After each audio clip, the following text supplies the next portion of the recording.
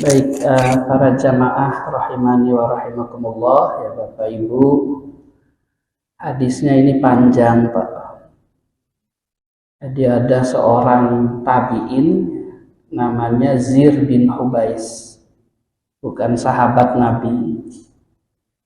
Zir bin Hubais ini pecinta ilmu, Pak. Jadi dimanapun ada ilmu, beliau kejar. Salah satu ulama yang merupakan sahabat Nabi saat itu namanya Sofwan bin Asal. Maka Zir datang ke Sofwan bin Asal. Awalnya cuma nanya fikih tentang masalah khuf. Tapi lama-kelamaan kemudian yang ditanya banyak, Bapak Ibu. Ya, ketika sampai ditanya sama Sofwan, Maja abika Yazir, ada apa kamu datang? Terus dijawab, ibtigo al ilmi, saya datang nyari ilmu.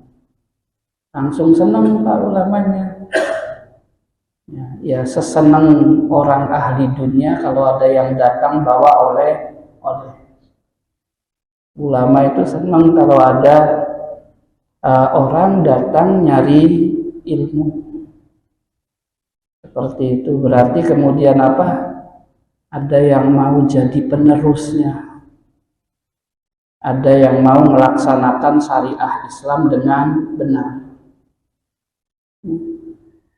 Lalu diceritakan, dimotivasi, innal malaikata Zir, malaikat saja itu tado'u ajnihataha, merendahkan sayapnya, meletakkan sayapnya. Kalau kita manusia itu ada orang sepuh terus kemudian nunduk itu Pak, kinayah, saking menghormatinya terhadap siapa?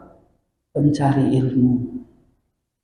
Dan yang dimaksud ilmu ini para jamaah bukan seluruh ilmu agama, Pak. Tapi cuma ilmu yang berkaitan dengan kehidupannya dalam aturan agama. Namanya para ulama mengatakan ilmul hal. Hal itu keadaan. Jadi kalau kita saat ini berangkat hajinya 20 tahun yang akan datang, ya nggak penting bagi kita belajar ilmu haji. Karena amaliyah kita tidak terkait dengan haji.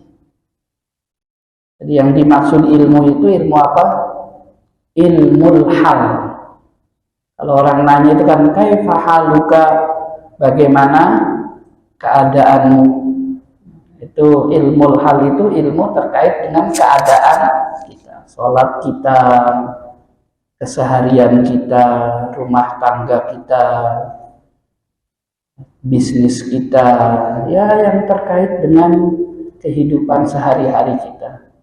Karena yang harta kita, karena yang terkait dengan kehidupan kita itu yang akan dipertanggungjawabkan besok di hari kiamat.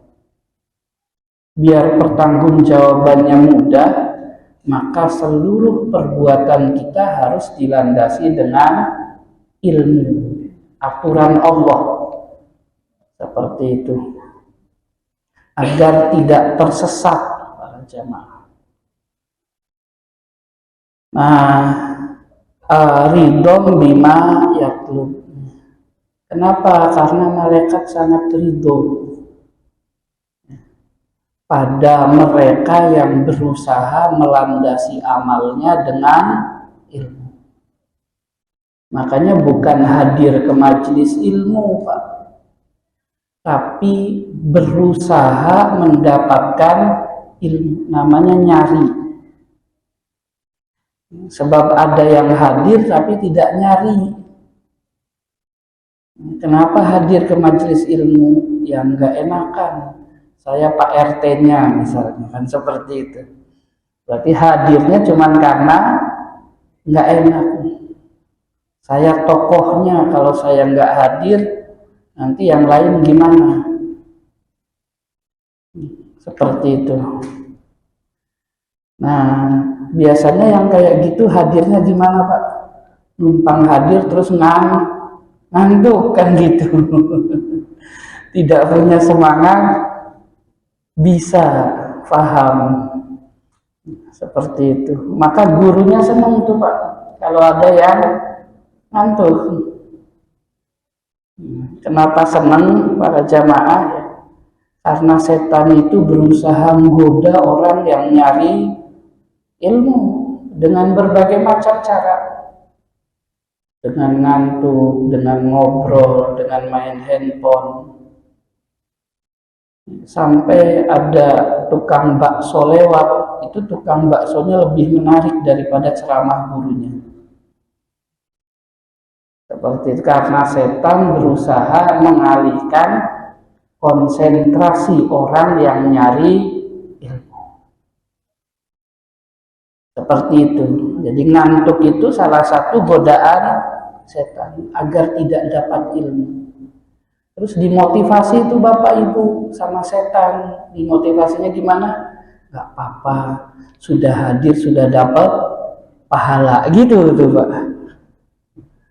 Seperti itu. Akhirnya apa? 10 tahun hadir ke majelis ilmu, akhlaknya gak berubah. Ya karena gak dapat apa-apa. Ibadahnya gak menuju ke yang lebih baik, tetap salah. Seperti itu. Kata gurunya, oh ada yang ngantuk, berarti yang saya sampaikan ilmu. Buktinya apa? Setannya menggoda. Senang tuh, alhamdulillah. Mudah-mudahan yang lain gak ngantuk. Ngantuk semua Pak. Gurunya tambah senang, pulang, kan gak ada yang dengerin. Baik. Nah, terus fakultu zir nanya. Mulai itu yang nanya ketika dikasih motivasi. Innahu qad haqqa fi sodri. Wahai guru, wahai Sofwan bin Asal, saya ini ragu di hati saya tentang apa? Al-mashu alal khuffain, yaitu wudu ya Pak. Tapi yang dibasuh bukan kaki, tapi yang dibasuh apa? Khuf. Khuf itu bukan sepatu. Sepatu itu hiza. Khuf itu juga bukan kaos kaki. Kaos kaki itu jawrob. Jadi khuf itu pelapis kulit yang melebihi mata kaki. Fungsinya dua, ya sepatu ya kaos kaki. Jadi nggak ada lapisannya. Sehingga sepatu itu bisa dikatakan kaos kaki khuf, dengan catatan sepatunya di atas mata kaki. Kalau di bawah mata kaki nggak bisa. Yang di atas mata kaki kaos kakinya, enggak. Kaos kaki itu terbuat dari kain, tidak terbuat dari kulit. Ya kan yang penting sama-sama nutupi. Tidak. Kain itu meresap air, kulit itu nahan air. Seperti itu. Nah, nanya dulu khuf itu ya alas kaki perjalanan orang-orang di zaman Rasulullah. Apa kelebihan khuf? Kalau sujud kakinya bisa nekuk Pak. Sehingga kalau sholat nggak perlu dicopot. Kalau sepatu kakinya nggak bisa nekuk jari-jari kakinya tuh. Karena jumhur ulama menyatakan, selain madhab Imam Abu Hanifah, kalau sholat kakinya nggak nekuk itu sholatnya batal. Ya, Pak. Kalau sholat kakinya, jari kakinya nggak ditekuk menghadap kiblat, sholatnya batal. Alasannya apa? Alasannya 7 anggota sujud wajib nempel. 7 anggota sujud itu apa? 1. dahi, 2, 3 telapak tangan, 4, 5, 2 lutut, 6, 7 jari-jari kaki, atroful qadamain. Sehingga kalau ada orang sujud kakinya begini ya Pak. Boleh saya praktekin Pak? Boleh ya. Sebenarnya sih bab fikih tapi ya enggak apa-apa lah. Maaf. Kalau kakinya begini nih Pak, sujudnya atau begini. Nah itu versi jumhur membatalkan sholat. Kakinya harus gini. Sepatu nggak bisa, karena nggak bisa ditekuk. Ditekuk tuh bahasa Indonesia ya, seperti itu. Kaos kaki bisa, tapi kaos kaki itu tidak bisa untuk perjalanan, dia kain, robek nanti. Makanya namanya khuf, tidak bisa dimaknai sepatu, tidak bisa dimaknai kaos kaki. Sama kayak dua tangan itu Pak. Dua tangan itu kalau gini sujud tapi tangannya begini, itu tidak sah Pak menurut jumhur. Ada yang memperbolehkan, Imam Abu Hanifah. Alasan jumhur apa? Umirtu, saya diperintahkan Allah, itu kata Rasul dalam Bukhari Muslim, an asjuda, suruh sujud dengan syarat 7 harus nempel. Nempel itu begini, tapi sunnahnya rapat seperti itu. Tangannya pakai kaos tangan boleh, kakinya pakai kaos kaki boleh. Seperti makanya kemudian ya imam itu perlu apa? Perlu paham fikih. Tidak cukup hanya paham bagus baca Al-Qur'an. Karena kebutuhan fikihnya lebih daripada sekedar bisa baca Al-Qur'an. Maka ketika Ubay bin Ka'ab masih kecil Pak, dijadikan imam itu nggak langsung dijadikan imam, tapi diajarin fikih terlebih dahulu. Sampai mantap fikih sholatnya baru dijadikan imam. Seperti itu, kasusnya banyak para jamaah. Di antaranya adalah, tapi ini ngalor ngidul nanti ya Pak. Tasyahud awal itu bukan rukun sholat.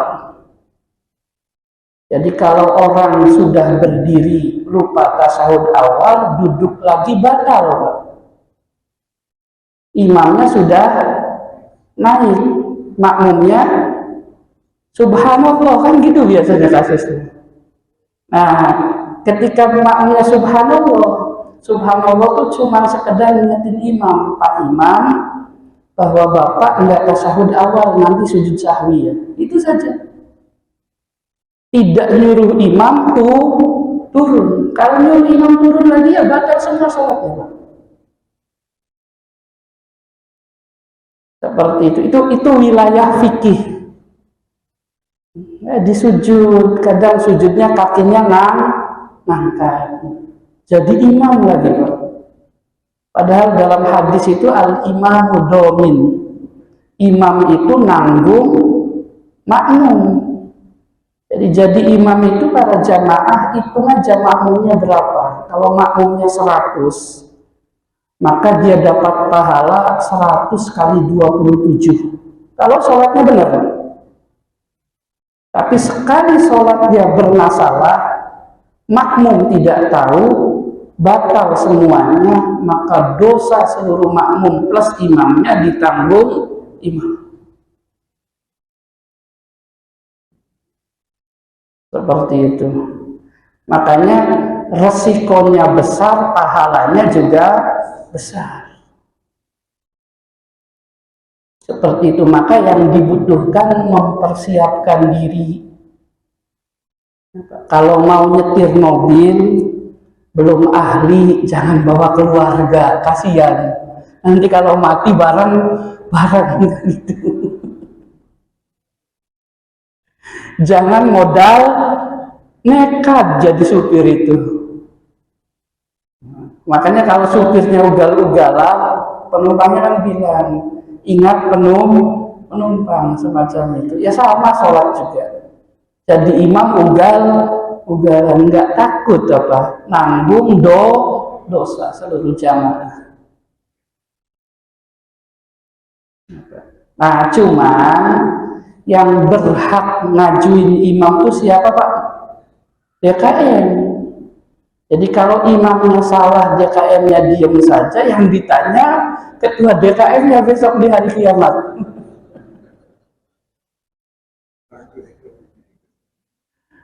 Plus pengurusnya, Pak. Seperti itu. Baik. Nah, lanjut ya para jamaah. Ba'dal ghaiti wal bauli. Setelah buang air besar dan setelah buang air kecil, hadas namanya, hadas kecil. Maka wa kunta imro'an, engkau orang min ashabin Nabi sallallahu alaihi wasallam, yang merupakan sahabat Nabi. Jadi saya nanya nih ke engkau, bagaimana penjelasan Rasulullah tentang ini? Ya, seperti itu para jamaah. Lalu dijelaskan sama Sofwannya. Oh baik, kata Sofwan, Rasul dulu pernah memerintahkan kami, apabila kami safar dalam perjalanan, maka khufnya itu tidak perlu dicopot selama berapa? 3 hari 3 malam.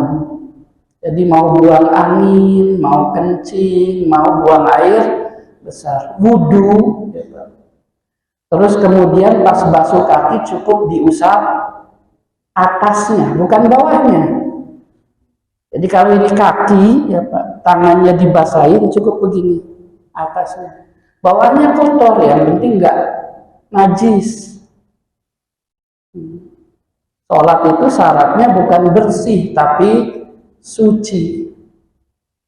Nanti masjidnya kotor, ya masjid di zaman Rasul bawahannya apa Pak? Pasir. Kalau sekarang naik pakai ini ya dimarahin DKM, seperti itu. Jadi kondisinya yang berbeda.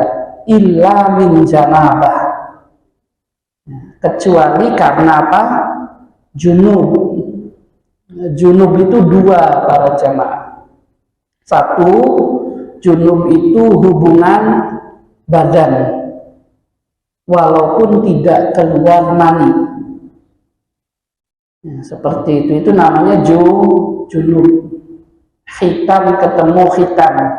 Sebenarnya sih ada penjelasan khususnya, tapi agak tabu, nggak enakan dijelaskannya. Seperti itu. Mana batasan orang junub? Sebab nempel aja nggak junub. Seperti itu.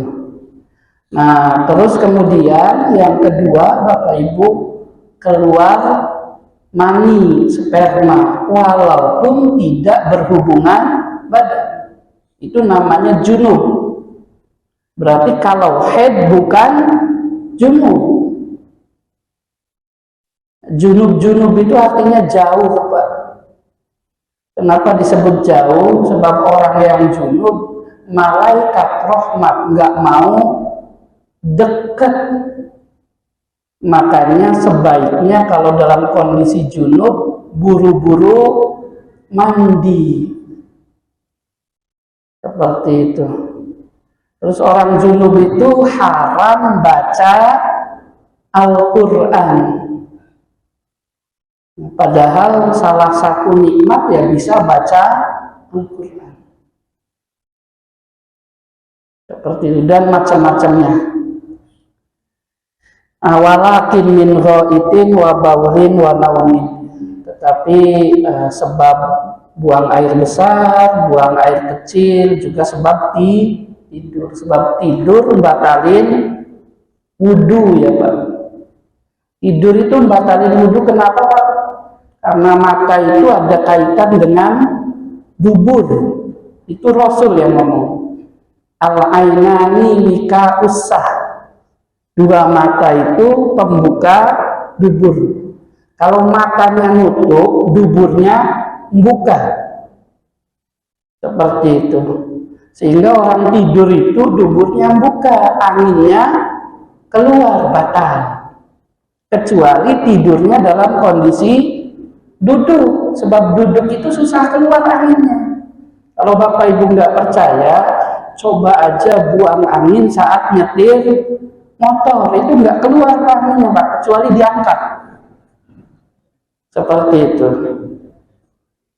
Maka dalam kondisi duduk itu nggak batalin, tidur dalam kondisi duduk itu nggak batalin wudu. Tapi kalau tidurnya, duduknya maju ya Pak, ya batal, kan keangkat. Seperti itu. Atau senderan, ya wudu lagi. Seperti itu. Yang duduk tegak, terus kepalanya aja yang nunduk. Baik, nah terus fakultu nanya lagi, nanyanya macam-macam Pak. Awalnya fikih saja. Sofwan, hal sami tahu yazkuru fil hawa syai'an. Rasul itu pernah bicara tentang cinta tidak? Kesenangan. Oh iya, kata Sofwan, pernah. Ya, satu ketika ada orang Badui panggil-panggil dengan keras, Muhammad. Para sahabat marah karena manggil Rasulnya dengan keras. Tapi Rasul maklumi, sebab orang Badui orang yang jauh dari pendidikan Pak. Jadi ngomong dekat aja ngotot, keras. Para jamaah, Muhammad sini. Para sahabat marah ya Pak, termasuk Sofwan, waihak uhdud min sautik. Kata Sofwan, rendahkan suaramu. Kamu di hadapan Rasulullah Sallallahu Alaihi Wasallam. Tapi apa kata orang Badui? Wallahi la aghdud. Gak mau saya. Saya dari kecil memang ngomongnya gini, keras, bukan tidak sopan gitu Pak. Seperti itu. Terus nanya, ada orang seneng orang lain, ya Pak, tapi belum pernah ketemu Pak. Seperti itu. Amalnya juga nggak sama. Apa kata Rasul? Nggak usah khawatir. Kalau seneng nanti ketemu di hari kiamat. Di hari kiamat orang dikumpulkan dengan orang yang disukainya. Ya paling enak senang siapa Pak? Rasul. Amal kita nyamai Rasul enggak? Wah, boro-boro. 10% aja udah luar biasa. Seperti itu. Nah, tapi kecintaan kita ke Rasulullah bisa menjadikan surganya bareng Rasul. Seperti itu. Ya, nanti ya bab ciri-ciri suka tuh macam-macam. Paling dominan senang tuh apa Pak cirinya Pak? Doa. Itu paling nampak. Bapak Ibu sayang nggak dengan putranya Pak? Sering doain? Sering Pak, karena sayang. Sayang nggak dengan presiden kita, Pak? Pernah doain? Kalau enggak berarti nggak sayang. Dan hati itu nggak bisa dibohongi. Urusan apa saya doain dia gitu. Tapi tandanya nggak sayang, Pak. So, kalau sayang itu didoain. Ada tetangga datang, Pak doain saya ya, saya lagi sakit parah. Tapi sampai tetangganya ngeselin. Dia jawabnya, iya, mudah-mudahan cepat sembuh. Di hatinya, mudah-mudahan cepat wafat. Gitu kan, Pak. Tapi nggak minta pun kalau sayang, ya Allah, anak saya sakit, sembuhkan. Nggak biasa sholat malam juga sholat malam. Itu sayang. Makanya ciri orang yang sayang ke Rasul itu banyak doain Rasul. Apa doain Rasul? Sholawat. Sebab sholawat itu artinya rahmat. Ketika bilang Allahumma sholli ala Muhammad, ya Allah berikan kasih sayangmu pada Nabi Muhammad. Nabi Muhammadnya dapat pahala nggak dengan begitu? Dapat. Sehingga Rasulullah derajat surganya tambah tinggi. Apa rasa terima kasih Rasulullah? Nanti di hari kiamat yang paling banyak doain, yang pertama ditolong. Dalam hadis itu ahaqqun nas bi yaumal qiyamah aksaruhum alayya sholatan. Yang paling pertama saya tolong, yang paling sering doain saya. Maka usahakan sholawat itu tidak hanya sekedar ucapan, tapi doa tulus kita ke Rasul. Bukan ke Rasul ya, untuk Rasulullah. Nah, kalau berapa baca sholawat 1000 kali, apa itu? Nggak tahu sih baca doang, itu problem itu. Sebab kita diperintahkannya bukan membaca doa, tapi berdoa. Berdoa itu maknanya apa? Tolab, meminta ke Allah. Nah, salah satu bahasa Arabnya doa apa? Sholat. Sholat itu secara bahasa artinya apa? Doa. Kalau sholatnya banyak namanya sholawat. Jadi sering doain Rasul itu namanya bersolawat. Tidak hanya mengucapkan Allahumma sholli ala Muhammad, tapi hadir ke hatinya, ya Allah rahmati Nabi yang kami cintai, Muhammad. Sayangi dia. Nah, doa itu tergantung siapa yang paling dicintai. Kalau kita cinta orang tua dulu, maka doanya siapa? Orang tua dulu.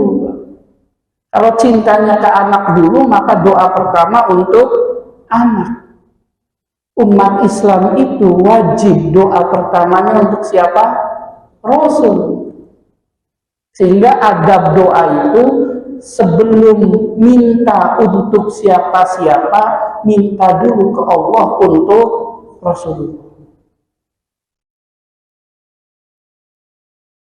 Baik para jamaah. Terus kemudian Sofwan bin Asal cerita banyak macam-macam. Sampai cerita tentang satu pintu. Pintu yang sangat luas, adanya di barat. Yang luas pintu tersebut, kalau perjalanan jalan dari ujung pintu ke pintu yang lain, itu 40 atau 70 tahun. Yang nggak tahu luasnya berapa tuh. Berarti lebar. Nah, pintu itu pintu apa para jamaah? Pintu taubat. Yang pintu itu dibuka sampai matahari terbit dari barat. Seperti itu. Baik, itu hadisnya ya para jamaah. Penjelasannya banyak sih, tapi mungkin mau Isa ya Pak. Jadi sambil diskusi saja, monggo silakan. Silakan. Monggo, ada mic? Nggak ada ya, monggo silakan.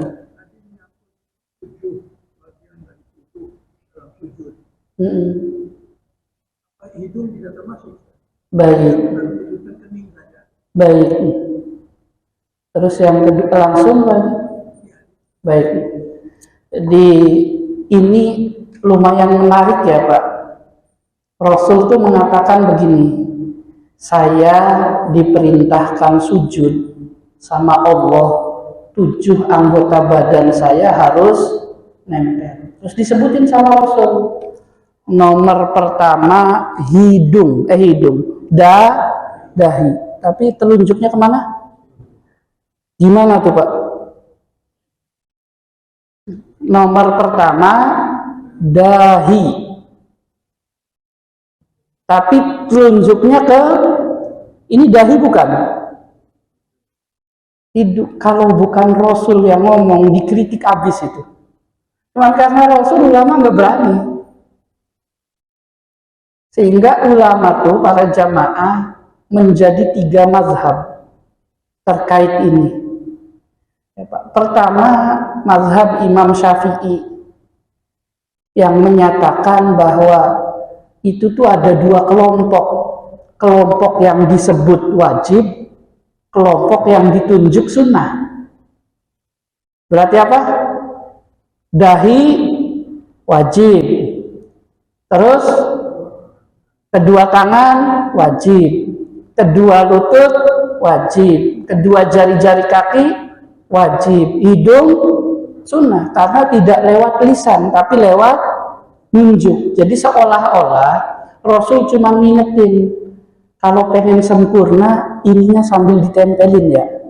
Itu pahamnya Imam Syafi'i. Imam Abu Hanifah Pak, enggak beda. Imam Abu Hanifah itu prinsip dasarnya, kalau tidak salah sama Imam Malik ya Pak, yang ditunjuk itu lebih kuat daripada yang terucap. Sehingga di Imam Abu Hanifah, di Imam Malik atau di Imam Abu Hanifah itu yang wajib nempel hidungnya, dahinya enggak.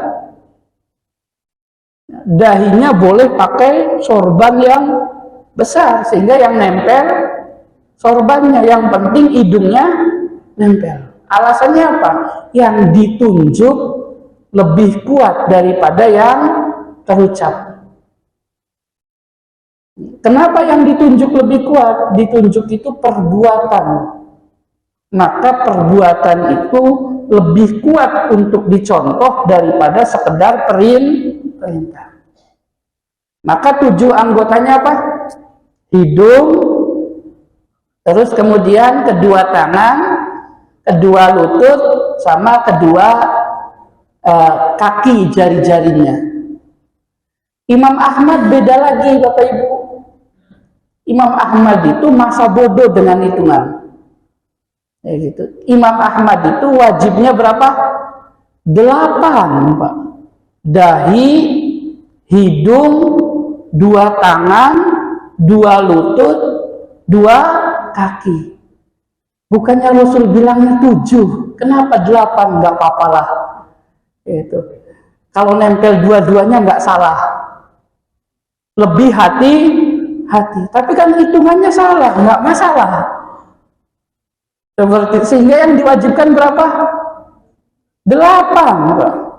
Walaupun Rasulnya bilang 7. Kenapa? Karena Rasul nyebut dahi sambil nunjuk hidung. Imam Ahmad takut kalau hidungnya wajib. Juga takut kalau dahinya wajib. Udah borong aja semuanya. Oh nggak repot, dua-duanya nempel. Baik, kurang lebih seperti itu. Nah, tergantung ya. Yang penting nggak pelin-pelan.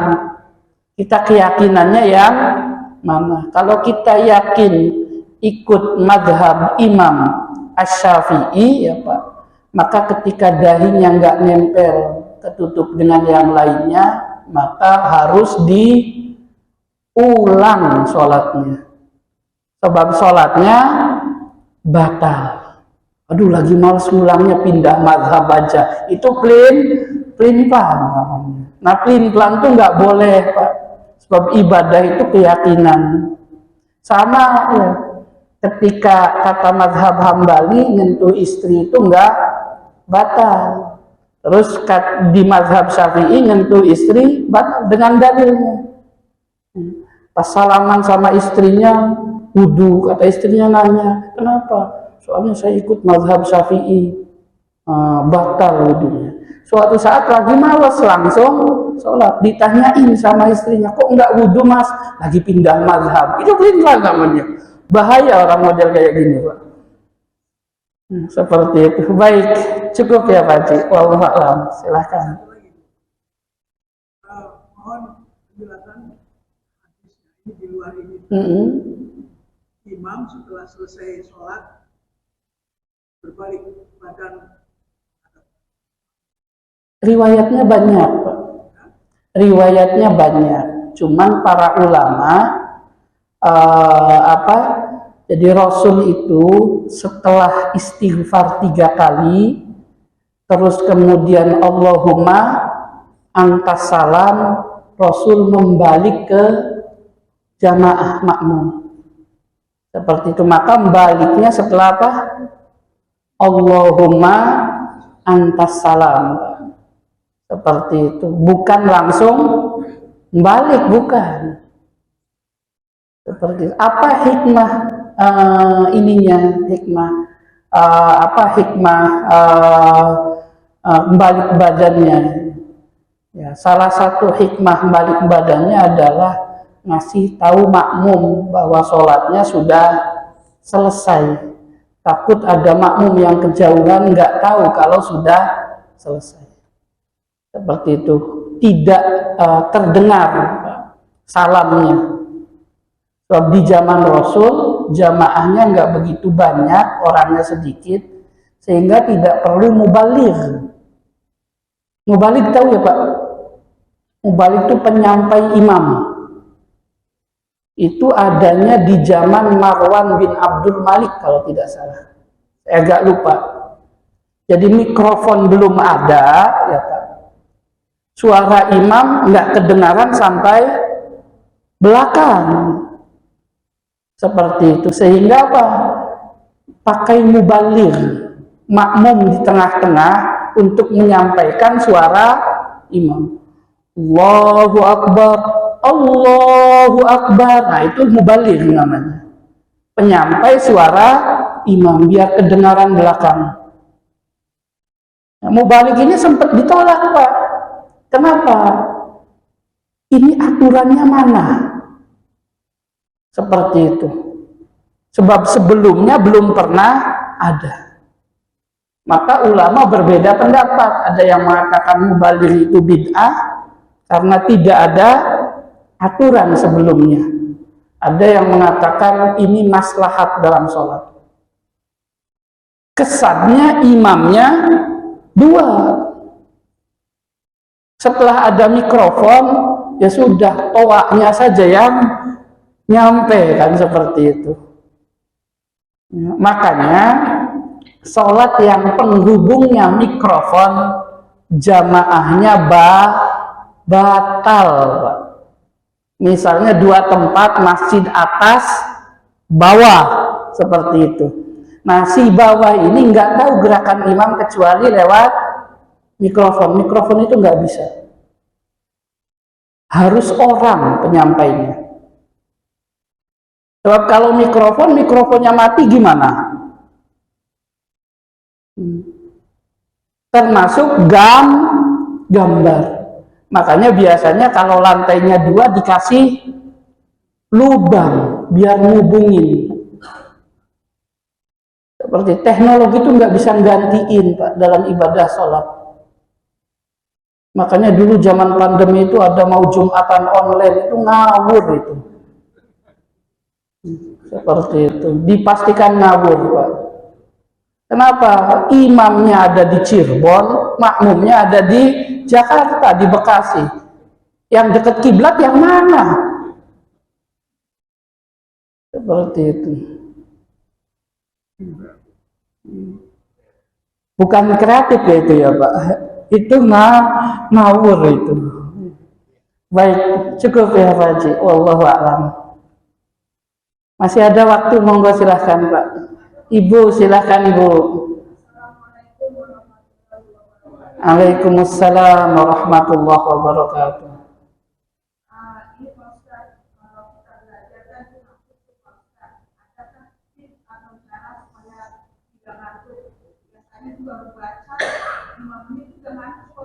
Iya, Bu. Baik.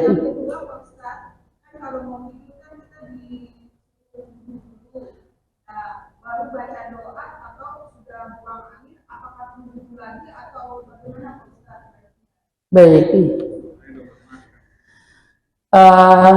Kelihatan nggak ini Bu?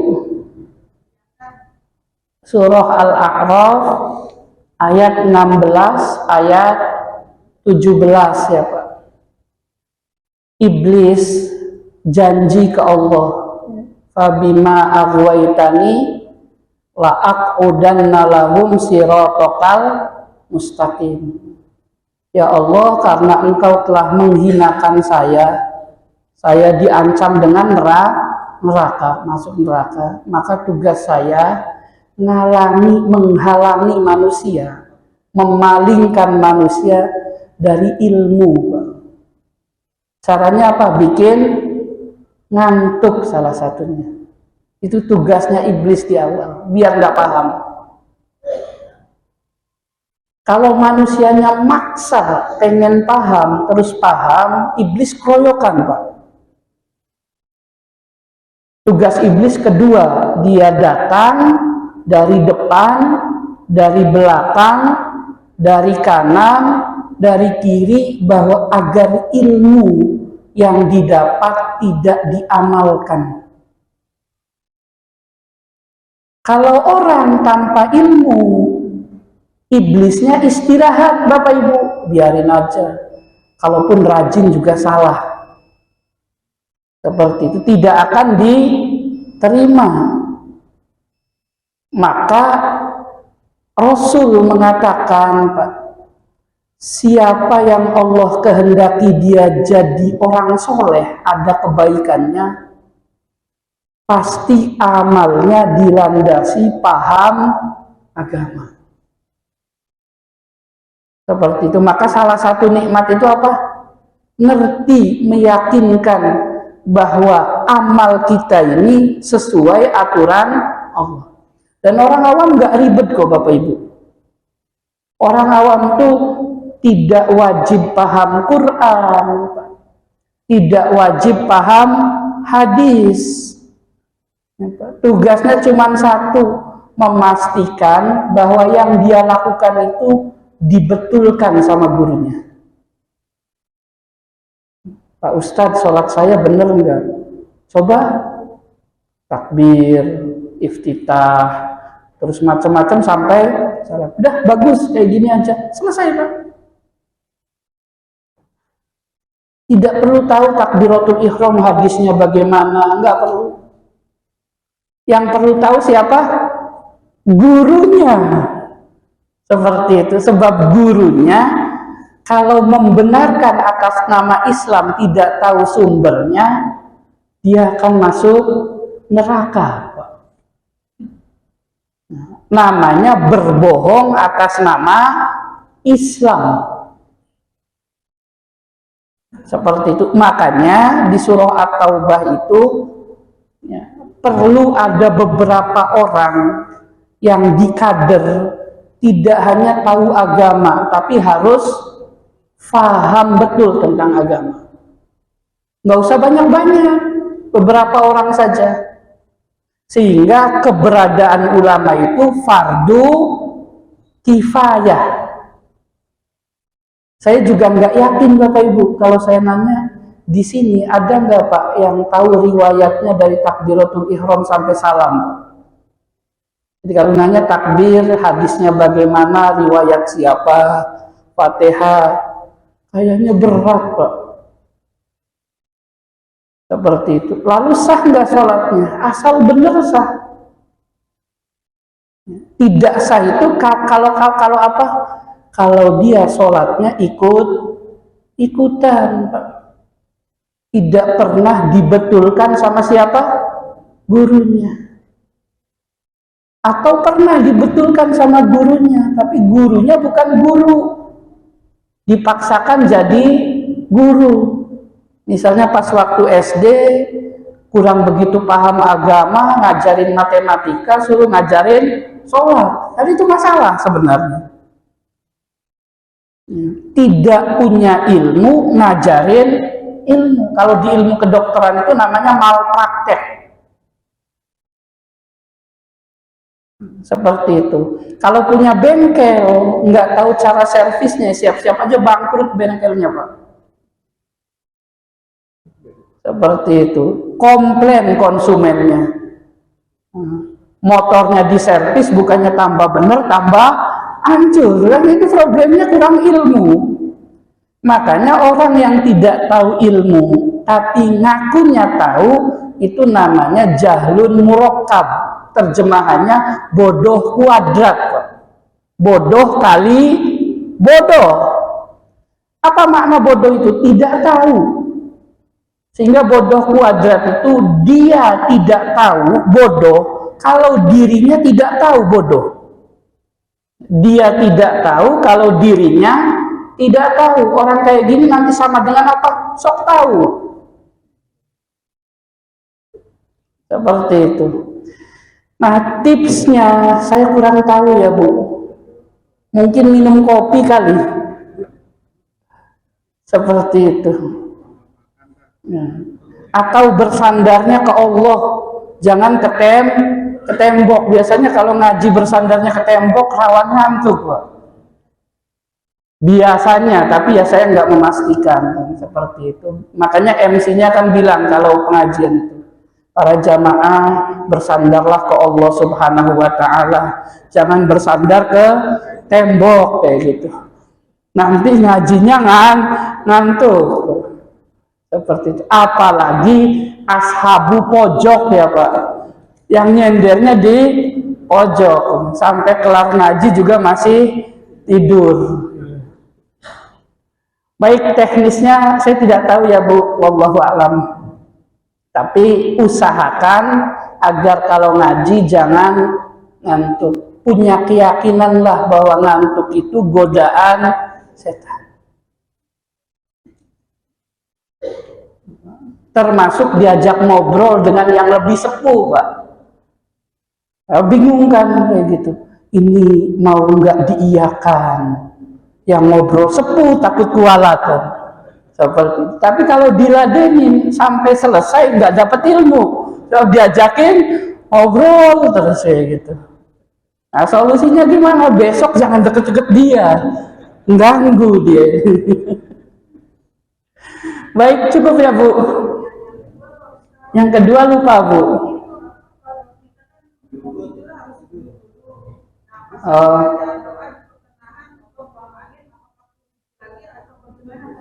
Wudhu menjelang tidur itu tidak wajib Bu. Tapi kalau wudhu sebelum tidur, dalam kondisi wudhu istimewa. Cuman kan untuk istimewa itu godaannya berat Pak. Kalau nggak ada godaannya nggak istimewa. Kadang orang itu diajarin gini ya Pak. Ulama itu sepakat, para jamaah ya, kalau tawaf itu harus punya wudhu. Karena kata Rasul tawaf sholat. Sedangkan tawaf di Mekah itu Pak, tempat wudhunya jauh. Kalau umroh mungkin masih enakan, agak longgar. Kalau haji orang tawaf berdesakan, terus buang angin gimana tuh Pak? Batal nggak tawafnya? Batal lewat jalur mazhab manapun. Solusinya apa? Wudhu. Kalau wudhunya ngambil air mineral di tengah-tengah tawaf, zolim Pak orang, dosa. Kalau tayamum ya diinjek-injek orang. Kenapa kemudian sampai maksa harus keluar wudhu? Ya ujian, terkadang kita itu ngadapin masalah untuk istimewa harus berjuang maksimal. Saya kasih contoh begini, Pak. Ada orang, imam, mau khutbah Jumat. Ngomong ke istrinya, Bu, ingetin ya, saya udah batal wudhunya. Kayak gitu. Ngobrol aja tuh. Pak, katanya mau khutbah Jumat. Ya Bu, santai, masjidnya deket. Kayak gitu. Tiba-tiba udah mendekati buru-buru kan, Pak, itu udah mau Jumat. Oh iya, berangkat tuh Bu, suaminya, Bu, Pak. Ya, berangkat suaminya, khutbah Jumat. Dia lupa apa? Wudhu. Khutbah, menggelegar khutbahnya. Tapi ini cerita aja fiksi, nggak beneran Pak ya. Terus kemudian sholat Jumat. Setelah selesai salam ingat, oh iya, nggak punya wudhu. Apa yang harus dia lakukan Pak? Berdiri di hadapan jamaah, maaf jamaah, saya tadi wudhunya batal, lupa, nggak punya wudhu. Jadi kita ulang lagi dari awal. Gimana Pak? Apa diem aja, nanggung dosa, dihitung tuh jamaahnya. Ya kadang kayak gitu kondisi itu. Menghadapi sesuatu yang kita harus butuh usaha besar agar istimewa. Nah, salah satu godaannya para jamaah sudah wudhu, mau tidur, buang wudhu lagi, berat Pak. Maka mikirnya apa? Ya sunnah ini tidur aja lah, kan gitu. Dosa nggak mikir kayak gitu Pak? Enggak, orang sunnah kok. Seperti itu. Tapi jangan tanya istimewa atau tidak. Ya kalau pengen istimewa ya wudhu lagi silahkan. Tapi berat ya jangan wudhu. Dan seperti itu. Dipaksa bisa enggak? Ya alhamdulillah kalau bisa maksa. Seperti itu. Tapi poinnya wudhunya tidak wajib kalau wudhu istimewa. Ternyata sebelum tidur buang anginnya sampai 7 kali. Ya 10 kali juga silahkan bolak-balik wudhu kan seperti itu. Baik, cukup ya Bu. Wallahu a'lam. Terima kasih. Subhanakallahumma wa bihamdika asyhadu an la ilaha illa anta astaghfiruka wa atubu ilaik. Mohon maaf. Assalamualaikum warahmatullahi wabarakatuh.